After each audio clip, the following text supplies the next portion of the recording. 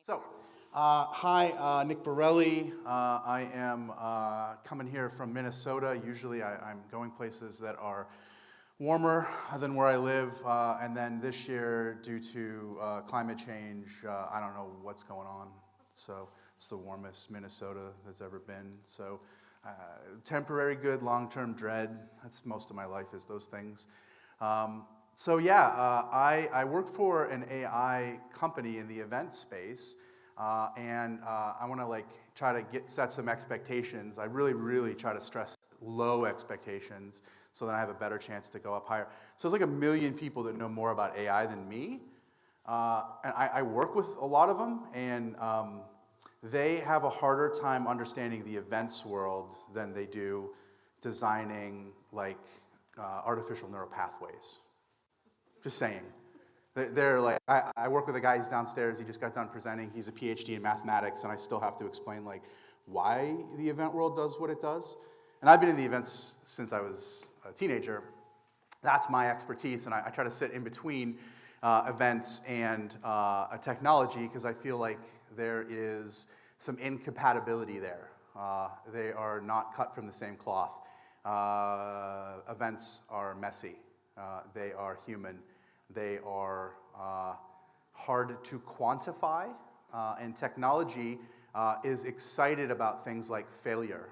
Failure is not a dirty word. It's like every 10th TED Talk is how cool failure is. Has anyone ever planned an event that failed and thinks they want to do a TED Talk on that?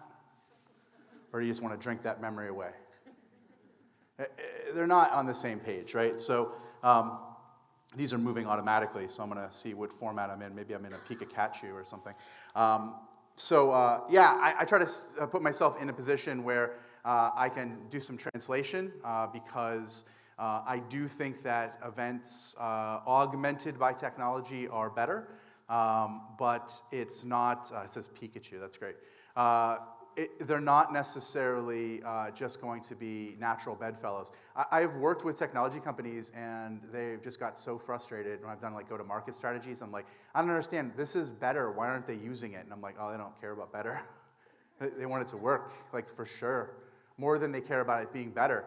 And they don't get it. I worked for a company called All Seated for a while, and one of the competition that they were up against was people, it was room design, making table designs that quarters were 72-inch tables, so pencil, that's a 72, and nickel's a 60-inch table. I think dimes were 36. That was the competition.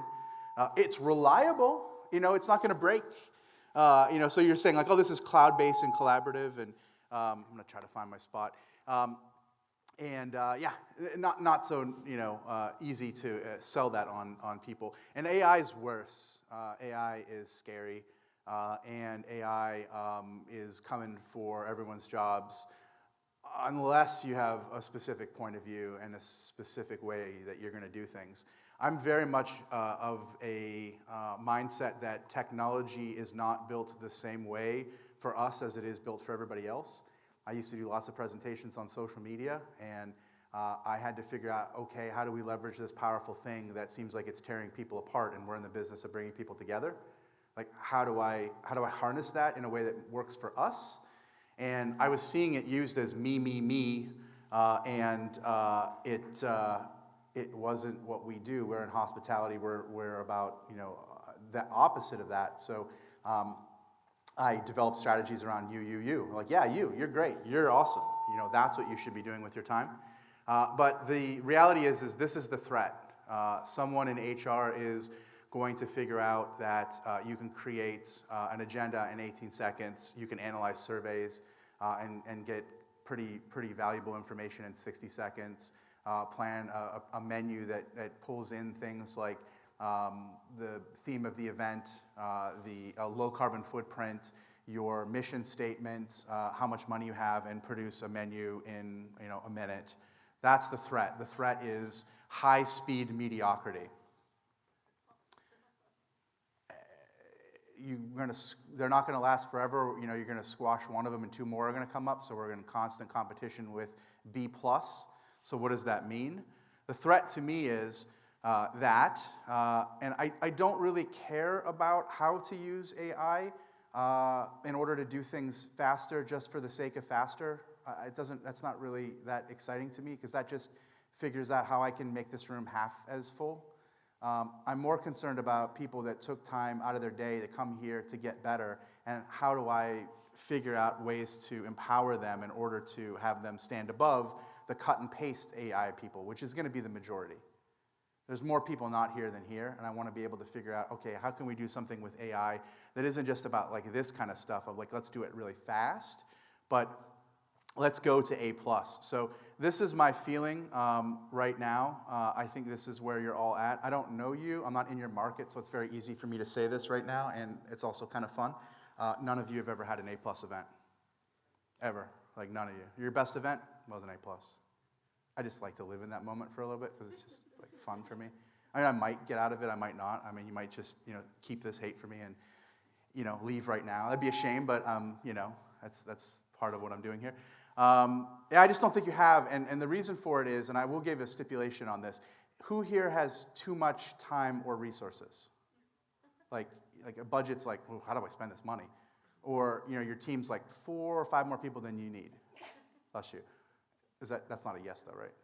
No. All right, so 0. So that's why I don't think you've ever hit A+. I don't think you've ever been empowered to do so. I don't think you've been ever given the tools. And I just don't think that any organization really from any part of the ecosystem values events at the height that they need to be. I do think these people are the threat. They can get to B+, and I think you're at B+ too, faster than you can if you don't use technologies like this. I think they can get to the synthesis of the top 10 best examples of events that have been produced for the people that you're trying to produce events for. They can say, okay, let's take all this data, let's smash it together, and let's pick the best agenda, menu, this, et cetera, and create something that is serviceable in half the time, and half is generous, probably 1/100th of the time. But they can't get to A+. They just can't. They don't have the tools. You do, because you close your eyes, you can see the promised land, you can see what events would look like. I think there's going to be a lot of glut of bad. I think we're going to be in a place where there's going to be mediocrity in volume everywhere. I think all content is going to be boring. I think it's going to be factually accurate, or your events are going to be the way events are always have been in half the time. I think people who have never been able to produce event will be able to produce event that's like all of the events that are taking place right now. This one may be included in, let's call it a month as opposed to 6 to 8 months. Yeah, so I just think that there's going to be, we'll call it B+ events, there's going to be 1 million of them, and they're going to be easy to do. Proving the value of what we do is going to be really challenging unless we're taking big swings, and it's an industry that is generally lagging in that, and makes a lot of safe bets. So if you're saying, okay, we're pretty much doing what we did last year, just know that I can take everything that you've done last year, put it into AI, scrape it, and regurgitate that without having any of your skills pretty quickly. Anyone can. This is current state. Next slide is the threat. Next slide is the threat with some drinks. The next one is the promised land, which is to say, I think as much time as it takes you right now to go from 0 to B+, it will take you to go from B+ to A+. But you need to start at B+, meaning you need to use these tools in order to get there. And you need to do 2 different things. One is that you need to take all the tactical, all the grunt work or wherever, and you need to push that into AI and just have that done as a starting point. But don't stop there. Like, this is my urgency. Anything that is derived from generative AI is lacking in a lot of things that make it A+, because anybody could put that same prompt and get it. So you need to be able to put something into it, and I'll show you what that looks like that gets you to A+. But it's still going to be a lot of work to get to A+, but you can get there. I guess I'll say next slide, because it moved. So yeah, these are the things that I think are part of A+, and we're going to specifically get into inclusive today. The other elements of it are things that I don't think, although date-driven is interesting. I don't know why I wrote that, but data might be the better word. Ultimately, if you're not creating events in iterative, empathetic ways, you're going to be creating something that could be digitally replicated very easily. So the next slide is kind of a pillar that is different. This is taking inclusivity from a standpoint of design thinking and applying it to how we do our events.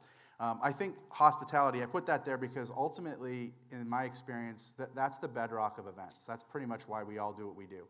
That's why we don't do other things. I hope I'm not telling you this for the first time, but you could make more money doing other things. Did you guys know that? Okay. I hate to be that person if you didn't know that. That's true. I think for the most part, all the people that do events, they're in it because they're in some level of hospitality. And if you don't call it hospitality, fair enough, but call it people business. That's what we're doing. You could be doing marketing and getting whatever budgets you want, more money and more people than you want, with less deadlines. You know, when I produce a digital ad, do you think anyone cares if it's not successful in the first round? No. I make it, it's not that good. I learn a little bit from it, it gets better the next time. You don't do that with events. You don't produce your annual conference going like, it's gonna be so-so, but boy, we're gonna learn a lot from that, so let's double down on what worked. Every other channel works like that, we don't, and that's kind of a problem with how we look at things, and I'll explain how we get to improve that. Next slide is, so this is, I guess, my problem. This isn't, weirdly enough, I've used this picture before. This is in Seattle. Good trick if you're ever the first person speaking somewhere. I lose my other mic too, why not? Oh, there it is, maybe, I don't know. Yeah, ask people in a live poll if this is the best event you ever attended, and, or, I'm sorry, the best event you've attended that day, and you know, you're the only one, so you're gonna get yes, so it looks good. But yeah, so I feel like every event's pretty much designed exclusively for me. I walk in, I go, what's going on? What's this about? You know, I'm wearing what I wore the day before. It's pretty easy being these things right there. Like every event is designed for the dead center, and I am pretty much the dead center. Like, it's all easy for me. And I get in a lot of debates with people around inclusivity, and they talk about the idea that like, they really want to fight back with me, and they say, no, I did it. All the things that I have, like I did it. And I'm like, okay, you walked through all the doors, like good for you, but all the doors were open for you, like wide open. Maybe double lane, automatic, you know, conveyor belt, but they're all super open, and you just walked through it. So I mean, like, good for you, you could have sat in your chair, but like ultimately, there was no barriers. And we don't realize how many barriers there are in our event designs because we design for the middle, and we design for with survivor bias. We say our members like this, my attendees like this, this community is into this. And you don't know what you don't know. Like you just think that my people like to network in this way, where I create a rectangle, put some food in it, and tell people to go network. Do they? Or are they the only people that can work in that environment? That pretty difficult environment. And every event is designed like that. Every event is designed to be in the middle. Next slide is, it's a bad name, but it's the name people use in products. Designing for extreme users. I don't know if anyone's heard that topic or that idea before. An example of it is, if you've ever walked on a sidewalk and you've seen a ramp, it's there. An extreme user of a sidewalk is someone who uses a wheelchair. Again, not the best name, but it's cold like all other product words. And if you've ever had a stroller and you've pushed a stroller up that, you've benefited from a design for an extreme user. It's not there for you pushing that stroller, but you've come along for the ride. We don't design events like that at all. We make you do things for the middle. You make you have harder hurdles in order to continually design for the same people over and over again. So the next slide. This is the reason that people generally don't attend events, as maybe a ChatGPT would put it, completely devoid of empathy or anything that has any kind of anchor or stickiness or value. Like, I mean, it's accurate and true. The next slide, however, let me get better at these transitions, will show you how to better think about why people don't attend our events, why our events actually aren't growing and they don't serve as many people as they could. Because we don't utilize design thinking. Most of the time at events, we're very binary thinkers. We think this is a good event, a bad event, a good booth, a bad booth, a good sponsorship, a bad sponsorship. it's sort of pass, fail, 0, 1.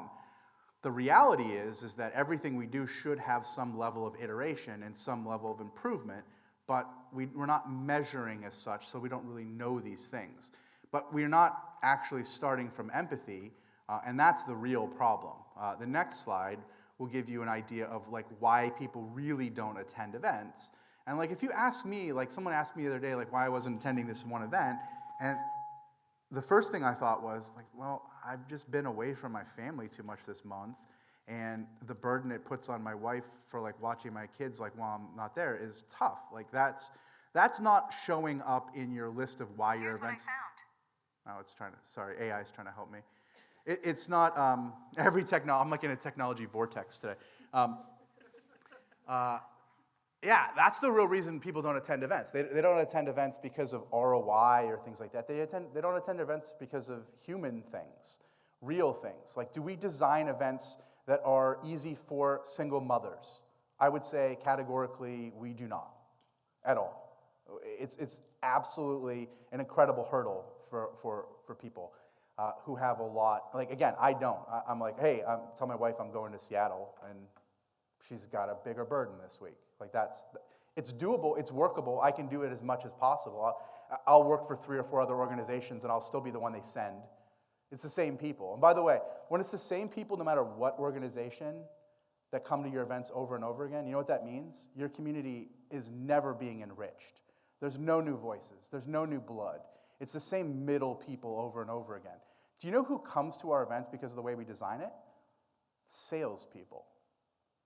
The 2 groups that would be, I'm about to advocate in an inclusivity for the C-suite, which is, I'm sorry, no one thinks of the C-suite, right? They're not designed for, right? Because the opportunity cost for them to come is too high. And they have the most to give. Then, the people who just joined our industry, just joined their organization, they have the most to gain. They're not designed for either. No one's buying them a ticket because they don't want to invest in them, or is the event's not designed for them and they're not coming for that reason? So the people the most to get and the most to give don't show up. But who shows up? Middle, sales, me. Over and over and over again. So we're not enriching our communities. Our communities aren't growing. We're just doing the same thing over and over for the same people and expecting, something better. The next slide will have something on it. So if you hit it again, it'll start playing. One of the things that, where does AI come into this, which is probably, at some point I should bring up. Does anybody here design their events or plan their events with a committee of people with extremely diverse backgrounds, like let's say like 6 or 8 people around a table? Or you're doing it yourself, like making decisions, both? I would say the majority of the industry is taking their like sort of keyhole one human being point of view and applying the things that they know, or they're applying what they expect to happen, and it keeps happening over and over again, and that's it. AI exists. Yes, it can do the work for you, which I don't necessarily advocate for, but what it can do that's really interesting for us, and only us, is it can give us insights into other people's points of view based on things that we're working on. It can be something that can educate us in order to understand that everything that we do has a cost and has a challenge for other people. And if you're designing things exclusively using AI, you're just going to get the same thing over and over again. But if you use AI to say, what is the impact of a networking event where it's a reception on someone who is neurodivergent? And it would be sensory overload, it would be the challenges with social interactions, it would be an extremely unstructured environment. So does anyone get into events in order to alienate people or to make things hard? I think not.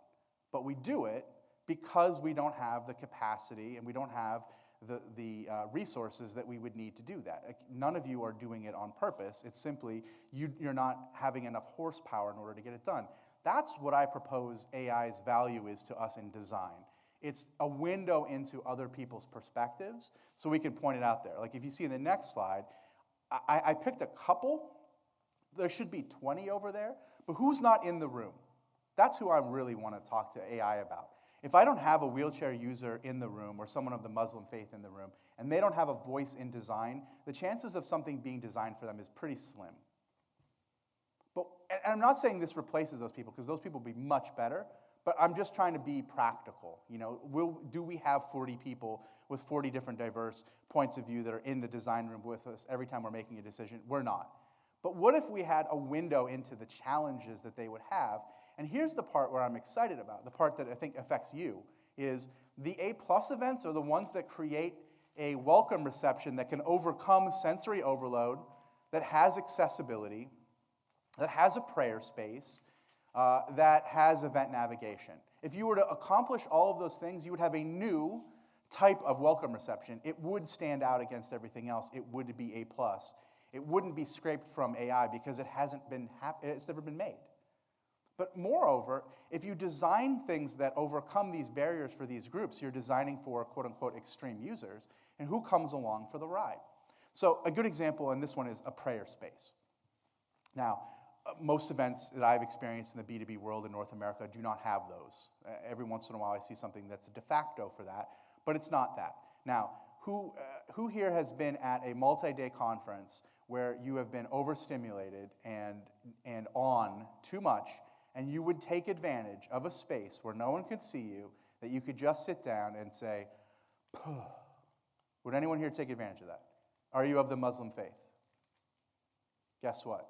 Designing for an extreme user worked for you. It's that easy. We don't. We design for me. Do you think I need a space? I do not. I wander around. I don't care. I'll talk to whoever. I like talking to people. It's all easy. Being on is not a challenge.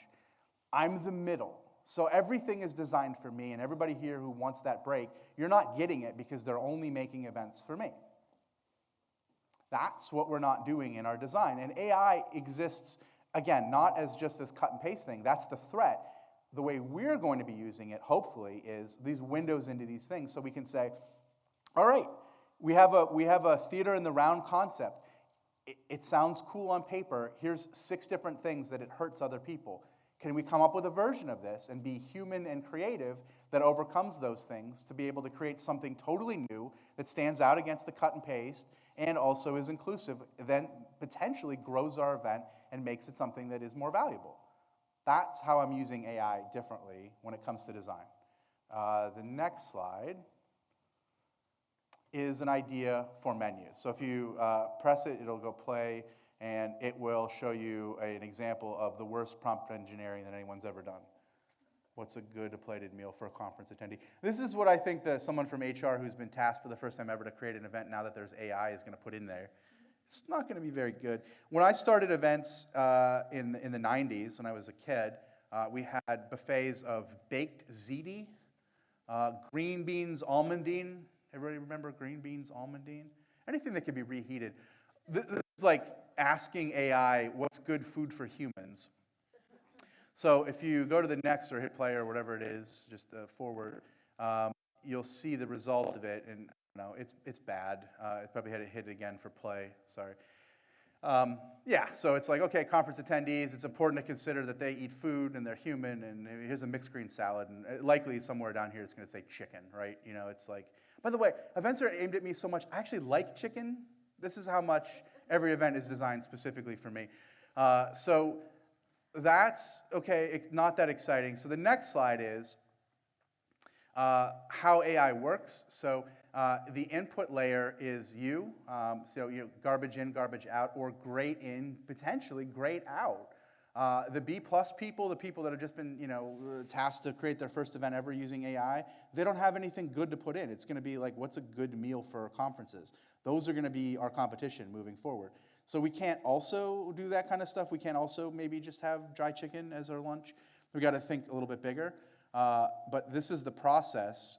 And if you go to the next slide, there is a better example. So this is an option for a plated conference meal in the winter in Dallas that includes regional items, low carbon footprint, and it includes the theme of innovation into the menu as well, because every, I would say 40% of all themes are innovation or ignite.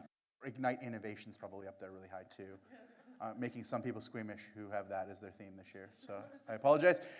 So if you hit play again, it will do that. So okay, this is, I still think B+.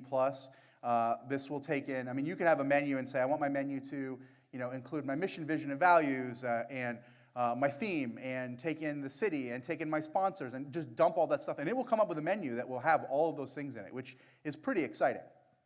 So two things, that this is an opportunity and not the end point. Because I think for most people, and this is our competition moving forward, this is going to be the end point. They're going to be like, that's pretty damn good to have a menu that has all those things in it. Like, that's pretty great. Keep in mind, anybody could do that. Like, anyone. Like, you just dump everything that has to do with your event into it and just say, make this into a menu. And it will. It will draw straight lines between the theme of the event and all of that into the menu choice. But then what? My feeling is that we need to take this and we need to go to someone who's a human being and has passion, has creativity, and say, this is the basis of where we're going to start. But we're not going to stop here because everyone else is going to stop here. How do we take this to the next level? Is there some humanity in here? Is there a dessert in here that reminds you of something that your grandmother made once? And can we include a story about her into this that incorporates something that might be interesting and also human in there, possibly? But here's the other element of this that is helpful as far as inclusion. Who here is either vegetarian or vegan? Great. Seattle, I thought I would be fine. I did it in Chicago, and it was like crickets, some sausage town.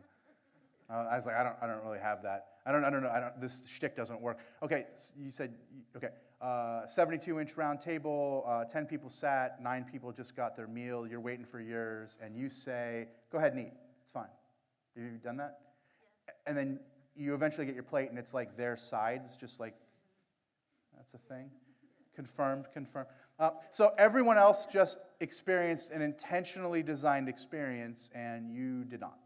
You were an afterthought. Now, you're someone who plans events. Do you believe that that person did that in order to alienate you specifically? Maybe. Ooh, well, okay. That's more cynical than me. I'm somewhat optimistic. I don't think that's the case. I think that they unfortunately designed for the middle, and they left you out because of low capacity.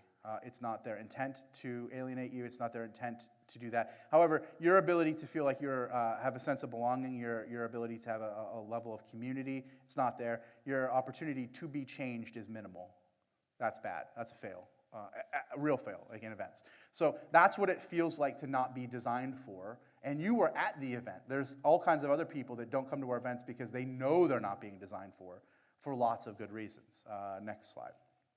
Probably more menu stuff. So you use AI to just say, okay, all the things I said that this menu had to have, all the intentional design, have the theme, have the low carbon footprint, it should also apply to these different groups of people too. Like, exactly. It shouldn't just be a bunch of sides slapped onto a plate as an afterthought. Like, these are the kind of things we should be thinking. Okay, you have a design that works for most people, great. What can I do to ask it to make it sure that it works for this person and this person and this person? Because you have more capacity now because AI provides that for you. To me, like, that's what AI is for us. It's not something that's doing our homework for us. It's something that is giving us insights because we don't get them enough. Next slide is probably not about menus anymore. Interesting thing, I'm just going to put it in here because I'm fascinated by our relationship with AI. AI is our child, and we are like bad parents. I think last night I was describing us as, we're not the worst, like we're not criminal parents, but like we're like vacationing at Circus Circus with like pushing a stroller with a cigarette at 2 in the morning. It's not good, but you know, we have some ways to go. So it goes like this. I tried to ask Google Gemini, hey, can you generate a picture of a person? And it says I cannot. And the reason for it is, I don't know if you saw this in the news, but it couldn't produce pictures of white people, like at all. It just couldn't do it. And next slide.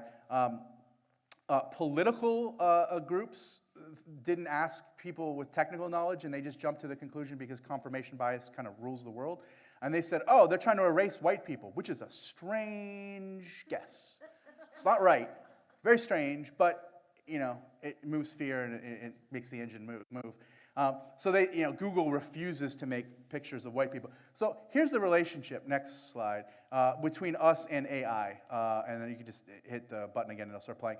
So early levels of image generation on AI it goes like this. I need a group of people. I need a group of leaders. I need a group of business people. It goes, no problem. Scrapes the entire internet, does some math, and says, generally speaking, when you're asking for important people, business people, this people, that people, it's like 4 clones of me.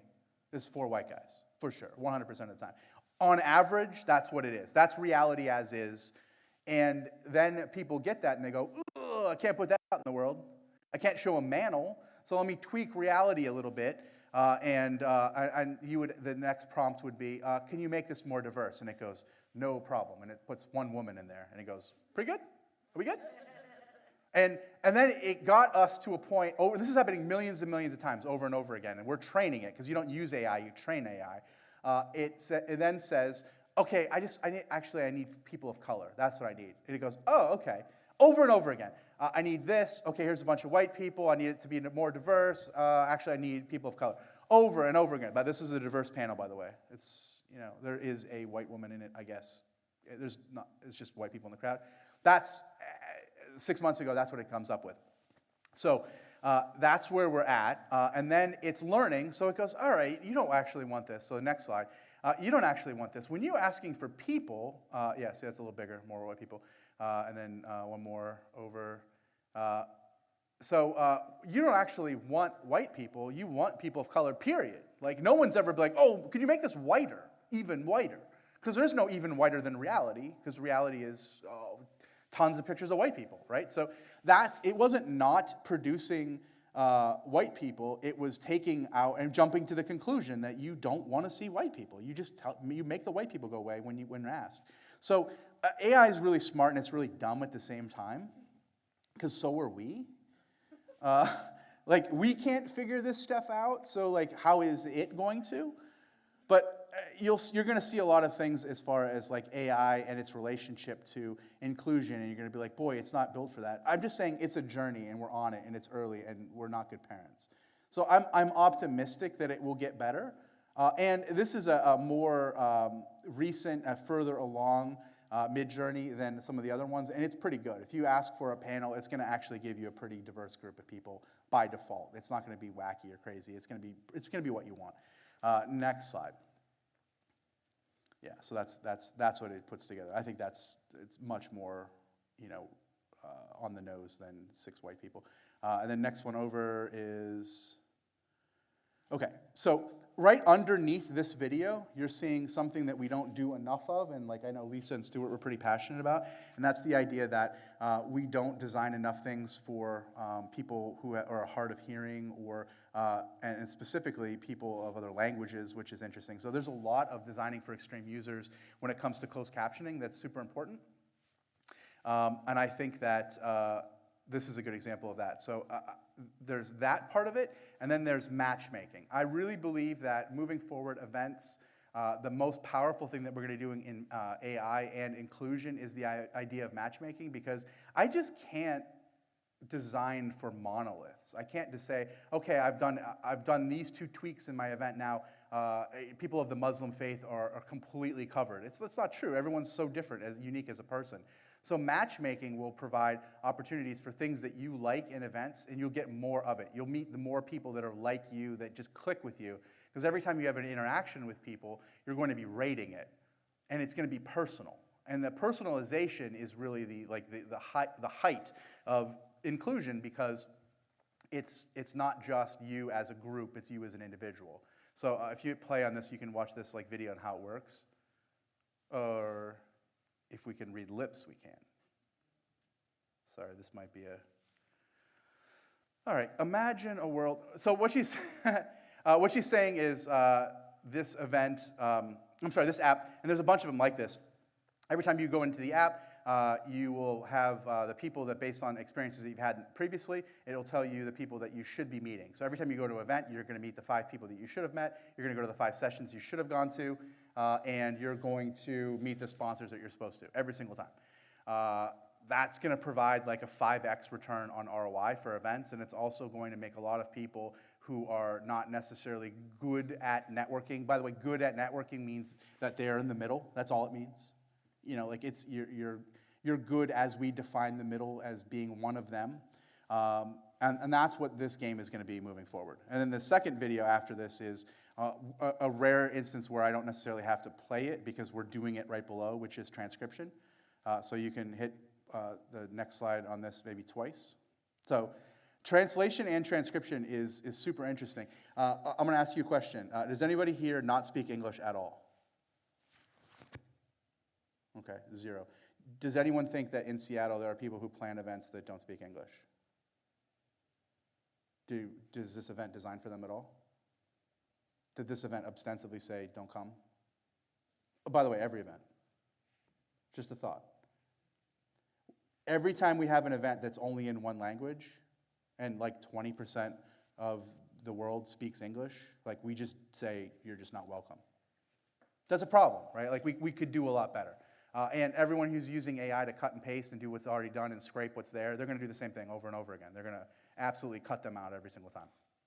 So there's tons and tons of AI products that will do instant translation and provide that in transcription in real time. And now they're included. They're part of our community. They add new voices. They add new ideas. They enrich us. We're growing our event for ticket sales. Like, it's all good. It's all positives. But right now, we just don't do it. We just say they're not part of our group. They're not our people. And that's another way of saying, like, we don't want them. So ultimately, that's what I'm saying with this, next slide, is that we need to think about how we push people out. This one's really good if you have the volume. I'll give you a QR code at the end of this so you can listen to it. This, if you hit play, it'll just watch it. But you can imagine this, I guess. It's more exciting when you can hear it.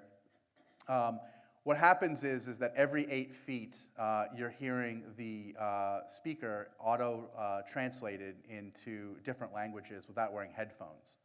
So this production company bounces sound in a very specific way every 8 feet. So it's like Greek over here, and Japanese over here, and English over here. And you don't have to be the person who's the vegan person at the table, waiting for your plate, and everyone's being designed for, not you, and having to wear headphones. And it feels much more holistic. So these are the kind of things that I think about when I'm designing. I'm like, okay, does this create an other? Does this create someone who is not part of the group, or is this something for everybody that's seamless and easy to be in? These are the kind of things that I'm looking for in order to stand out in what it will be a crowded, boring landscape of same to scale. Next slide. So one of the things that you may or may not have, this is kind of a Where's Waldo game here, although you have to get down. So this little camera, we have them all over the place. So like that's the company I work for. It's called Zenus. And it's not recording anything. It doesn't take pictures or videos. It's a lens and more of a sensor. And what it's doing is facial analysis. So facial recognition, if I had an hour, I could tell you just how creepy facial recognition can be. I can make you all terrified of that idea. And if you're not already terrified for it, I could definitely get you there. Facial analysis is not that. So it doesn't know you as an individual. It has no database or anything like that. It's looking for objects, and it identifies objects that are a face. And every time it sees a face, it measures the change within it 5 times per second. The upshot for events with that, if you go to the next slide, is that it tells you analytics as far as if there were impressions of a specific area, if there were dwell rates and sentiment analysis, next slide, and you can then determine lots of interesting things that validate, a lot of blind spots that we have in events. So next slide, I'll show you what I mean. So I did an event, and it was at a tech trade show, and it was a booth that was 40 by 40, and all you could see in that booth from the outside, because there was a wall around it, was a window, and this is set up, but later on was people doing yoga. And what was taking place in there was a bunch of different rooms, and one of the rooms had an activation for yoga, but that wasn't all you could do. So what was happening was there was a camera on the outside and cameras on the inside. What we saw was it had a really high male bounce rate, because in our facial analysis, we're able to determine if someone's biologically female or biologically male. Now, why is that interesting? It's median aggregate data, so it's not necessarily like every individual, but it's kind of like samplings, right? So in a sample, men were seeing it and walking away. Now, why were they doing that? Because if I see that, I'm not going to go in there and do yoga, like personally. Like, I'm going to get in that position, I'm not going to get out. So It's not for me. You're going to get a bounce. I'm not going to, no lead from me.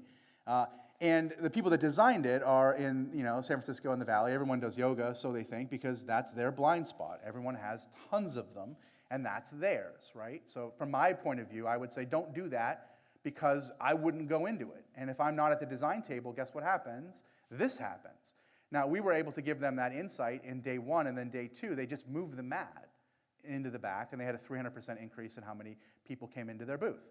Now, in the way we normally design things, it's linear, it's binary, it's pass-fail. We would not come to that show again. We would not give you our money. Or we would do a completely different design and we would bet on black instead of red, and it would be another 50-50 chance of failing or succeeding. Now, in iterative design, you look at that and you say, okay, let's use data in order to see things that we don't normally see. Let's challenge our biases. Let's go a little deeper, and it gives you ideas of things that you wouldn't have seen otherwise. That's where data comes in when it comes to inclusion and getting iteratively better, 10% better instead of like pass-fail every single time. Next slide. So moving forward, just consider that there's likely an AI solution to nearly everything, and you don't have to use it the way everybody else uses it. You can use it in a capacity that helps you learn how to get to A+ as opposed to getting to B+ faster. And I believe that that's what everybody here should be doing, because the rest of the world is going to get to B+ really fast. And if you're struggling to do that, you're going up against too much. I really think that we're not growing and changing and evolving enough. And that's easy to say with somebody from an esoteric standpoint or whatever. You're in the field, you have to do these things. I think the shortcut to growing your events, to doing better, and also is at the center of why you do what you do, is that pillar that starts at hospitality and moves its way up to inclusion. I really think that inclusion is, we say we're all about hospitality, really we're all about inclusion. We want everyone to feel good. We want everyone to belong. And we don't know what we don't know, and we design on survivors. So there's a few things I just want you to leave with, is that idea that when someone says, our people don't like this, or they won't respond to that, just remember that's the people that you normally go after. What about other people? So if you want to have a growth mentality, you need to be able to design for more than just the survivors. Then next slide. And consider that it's not a maybe that AI is as bad as it's ever going to be today. It's a for sure. Tomorrow, AI will be better than it is today, guaranteed. It's not if it gets funding or if it's a trend. It's learning constantly. And there's absolutely negative consequences with that, and there's positive consequences. You can only control you, and you can only control yourself. And my feeling is you have to figure out a way to have a relationship with it that is compatible with you and what you do. And you don't have to hate it for what everyone else uses it for. Just don't use it for that. Use it for something that is compatible with what you do. And my way, personally, is a window into other people's lives, to get that keyhole into the world a little bit bigger. And with that, it is revelatory. I learn a lot. I'm taught by AI as I teach it. And that's the relationship I think we can have. Next slide.